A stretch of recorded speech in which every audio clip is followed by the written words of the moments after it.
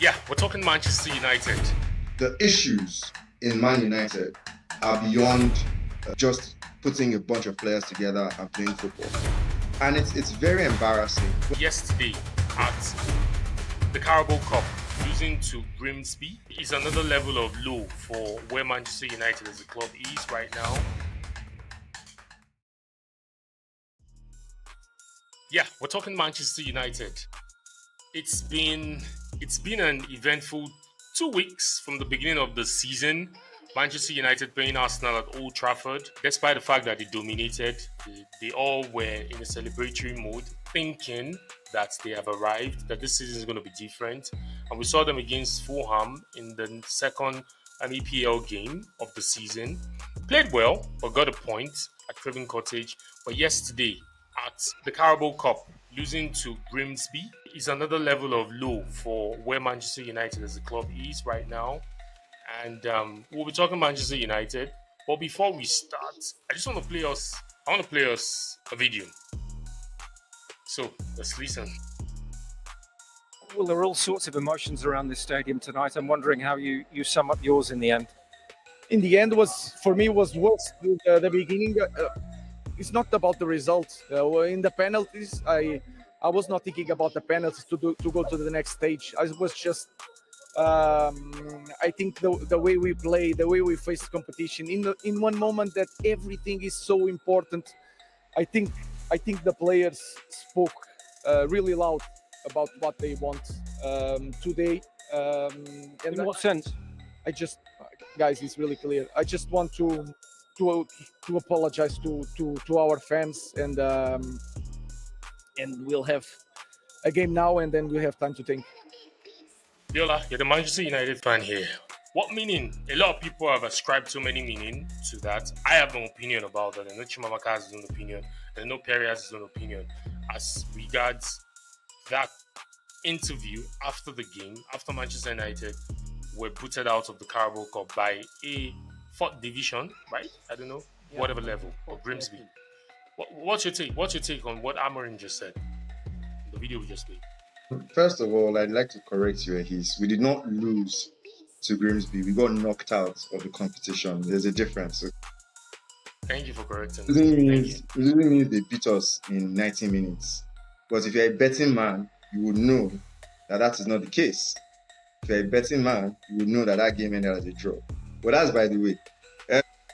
The truth of the matter Thanks for the correction, dude. Thanks for the correction. Yeah. No issues. The truth of the matter is, I was talking to my bro, literally before we started this podcast, and we said the same thing.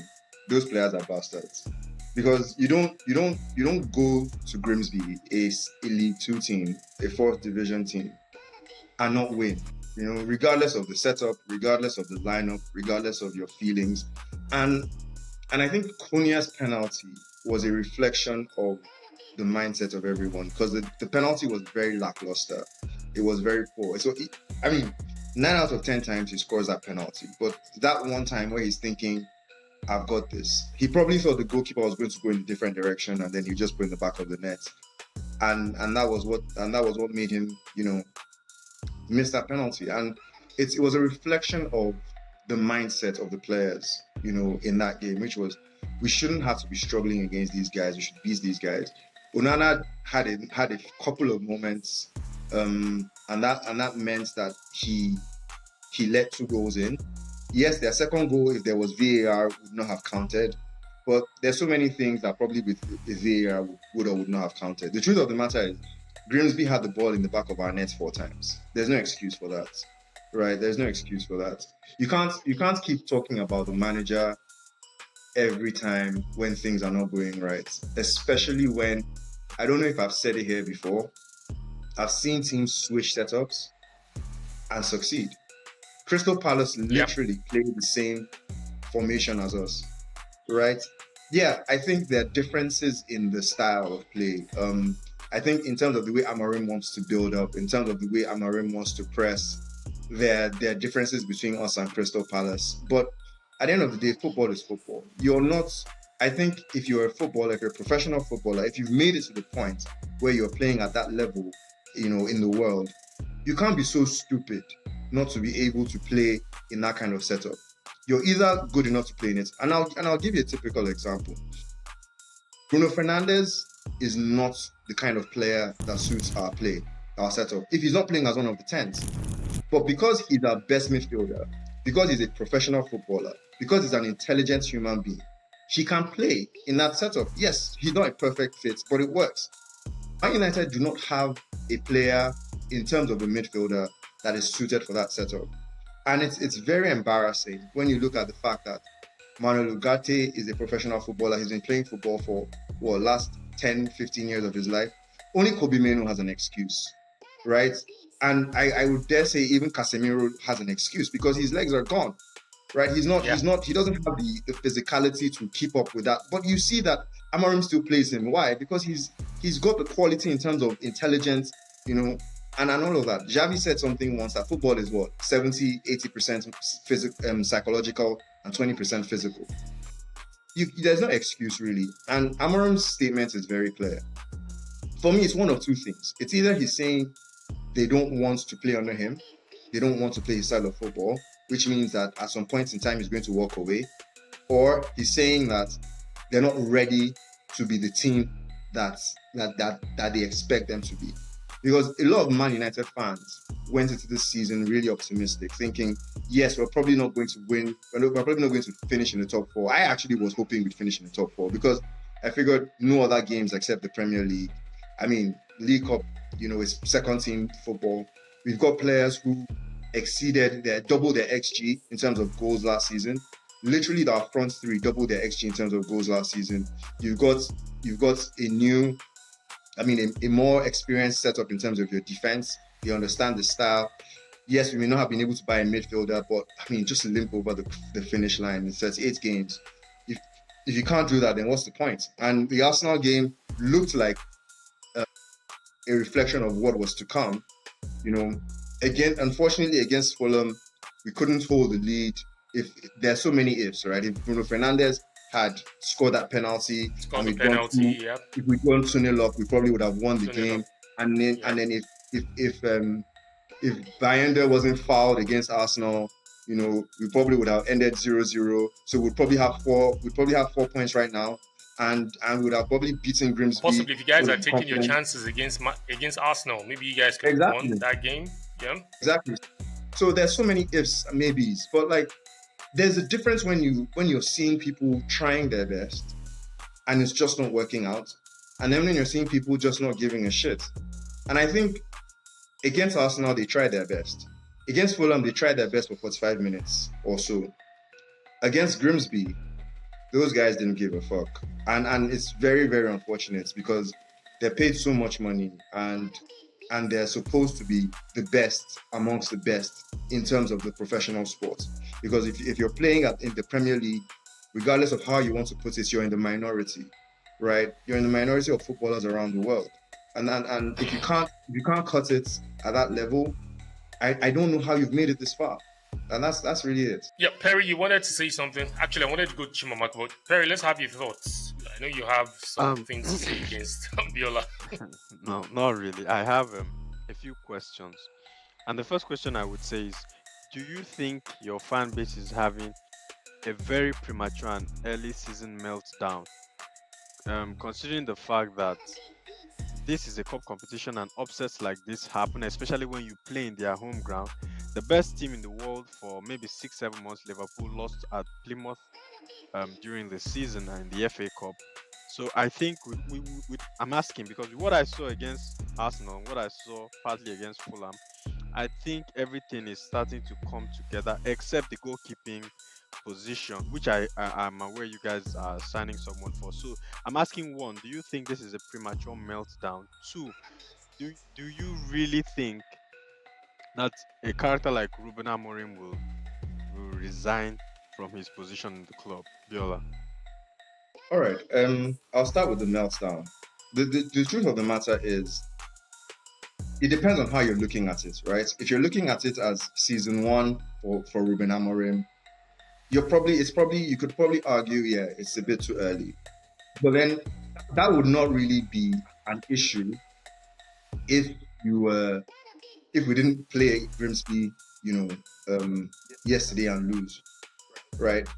If you're looking at Amorim's record since he joined Man United, he has 28, I think 28 points in 29 games, or the reverse, one or the other, which is sackable. It's sackable, regardless of what you want to look at it as. It's sackable. But I remember when Amorim was appointed last year, I said something to a friend of mine, and I said, if Amorim doesn't succeed in this club, no one can succeed in this club.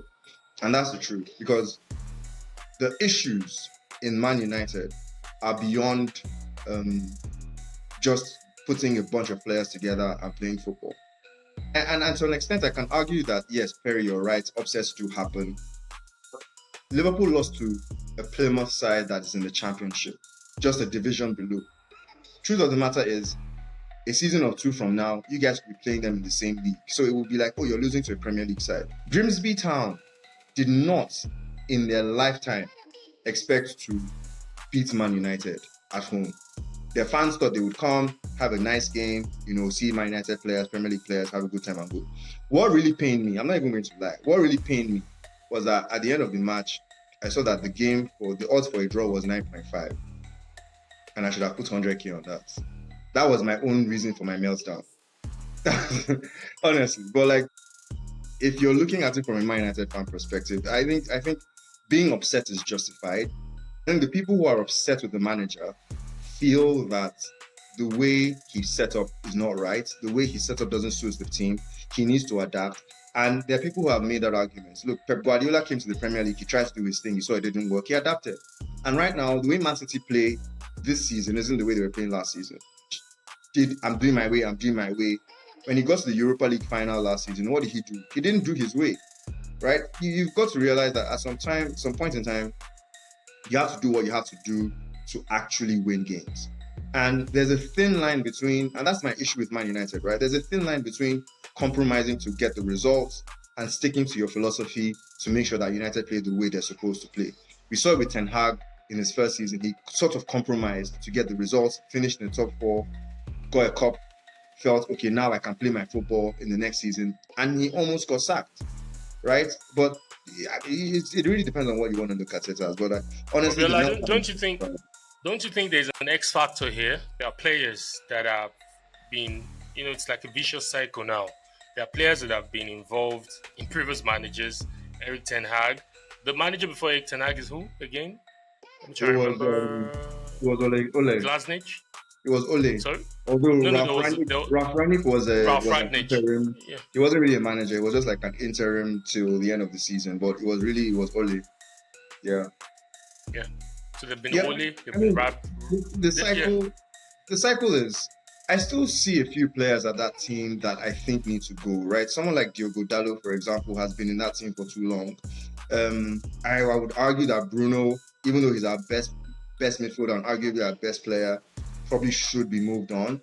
But that's a very, very tricky situation. But besides those two, and maybe Maguire, who's been there for a long time, and Luke Shaw, right? You've got Euro. If you put in our starting 11, you've got Euro, who came last season, Delit came last season, Konya came this summer, Sheshko came this summer, and what's his name now? Dogu came, in January. Wemo came this summer, so there's still a lot of, if you're putting our strongest 11 out there, it's a lot of new players. It's a lot of players who haven't been infected by the toxicity of Man United. So there shouldn't really be any excuse in that regard. But there are still players there who are just not going to carry their weight. And I think Ruben Amorim has some parts to play in terms of taking the blame. Yesterday, we saw him bring on Mason Mount and play him in left wing back. Why? Why would you do that? It was the whole thing. Yeah, I get Chimamaka. Just the point I was trying to drive as a rival fan, looking at the approach Chelsea is using as well, or taking the routes they're taking.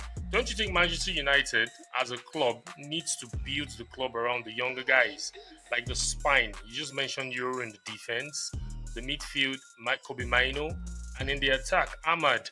For me, the point I was trying to make before Biola chimed in there are players that have been involved in the vicious cycle of, rinse and repeat managers. Ole, up until Ole, Ragnick, right? And also Eric Ten Hag, there are still some players that are in that squad that I feel that this Ruben Amorim's tenure needs to be ruthless in exiting those players out and rebuild again from scratch. What's your take? No, the players didn't play for the manager. In my own opinion, the players didn't play for the manager. Bigger games. Biola, do you think Amorim should be sacked or should be given time? As a Manchester United fan, There's the interesting thing about this question is there was a point where if someone had asked me, do I think Ten Hag should have been sacked? I would have said no. And there was a point where I needed him out of my club as quickly as possible. Look, if we're being logical, if we're being rational, the thing is, if you're sacking Amorim, the question is to what end? What are you trying to achieve? Because you started a project with a manager. You've seen that the issue is there is that need to be from his own mistakes. I'll put his mistakes out there. Aaron's mistake is that he's refused to be flexible enough tactically. But look, we've all played football at some point in time in our lives. I can argue that we're all failed footballers. That's why we're on this podcast today. But the honest truth is that we all know that if we were given the opportunity to play in Amorim's setup, even though Perry is a winger and you are a fullback and not a wing back, and Chimamaka is not a ball playing goalkeeper, we will find a way, because that's what footballers are like. Honestly, because it's still the same kicking of the ball. The only difference is that you're thinking to yourself, okay, I should be playing, in a deeper position. Oh, I have this instinct to move forward. But there's that discipline in the fact that I can just power through this and do what I need to do and get the result and move on. There should be a level of shame as a United player to be going through these kinds of results. I honestly don't think in that dressing room after the Grimbsy game, Amorim had to say anything. If those players couldn't tell themselves the truth, then there's nobody that can talk to them, honestly. And the unfortunate thing is, if we go on and beat Burnley this weekend, it's not going to change anything, because the past has sort of like reduced the value of whatever's coming in the future. In order for Man United to actually feel like there is a change going forward, there needs to be a consistent run of results. Unfortunately, Ruben Amorim has failed to win 2 games in a row as a United manager till today. So you don't really know where that's going to come from. We can go into the conversation about his style of play, the setup. Actually, you can make arguments about the way we build up, the way we attack, the way, and all of that. That's a conversation for another day.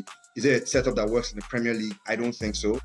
I honestly don't. I don't think so, because the truth of the matter is, this kind of style of play has only been exposed to the lower tiers. There was arguments that besides the top 3 teams in Portugal, every other team is below championship standard. So you've never really tested this style of play against world-class players. And now you're coming up against world-class players. Yes, we can see that, yes, there is that necessary issue, or there's that issue of putting square pegs in round holes. But at the same time, Oliver Glasner plays with a black back 3, right? Wolves play with a back 3. Those are teams that some are successful, some are not. But you can see that the difference in the way the difference in the setups is the quality of the players, not the setup, right? It's the quality of the players. I saw Dortmund switch to a back 3 in the middle of last season, right? I saw it happen. You can't keep doing this and saying, oh, the manager is at fault, the manager this, the manager that. If you sack Ruben Amorim today, who comes in? My bro told me Zidane, and I laughed, because Zidane is not a project manager. He's just going to come, give you results, win a couple of trophies, and move. Bounce. Yeah. But I can't, off the top of my head, I'm not going to lie, off the top of my head, I can't see a manager that comes into this Man United team and says, you know what, we're going to change this and this and this and this, and in 2 years we're going to be successful and everybody's just going to buy into it. I've not seen it. I can't see it, because Mourinho failed in this team. Mourinho is a league winner. Eric Ten Hag failed in this team, and he's a league winner. Ralf Rangnick is a successful manager. He said it, this team needs heart surgery. And it's not a lie. There's so much that needs to be changed. But honestly, I think United have gone down this road for so long that the players have forgotten the identity of the club. And it's not Man United under Sir Alex anymore. It's just Man United, a mid-table team that is right now getting to the point where they're a relegation challenging team. Manchester United, glory, glory, Manchester United. It's looking at football from where we started, back in the early noughties, the rivalry used to be Arsenal, Manchester United, then a bit of Chelsea, then a bit of Liverpool. It was head-on, two-headed affair. Arsenal, Manchester United, until Chelsea, got the ownership under Roman Abramovich and they turned into something else. Man City also came in. But looking at Manchester United, I know there's a lot of work that needs to be done.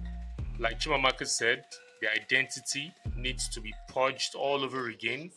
The personnel you have currently there, and I allude to what you said, Viola, a lot of things need to change in terms of the club culture, turning everything in and out, and getting Manchester United back to the glory days.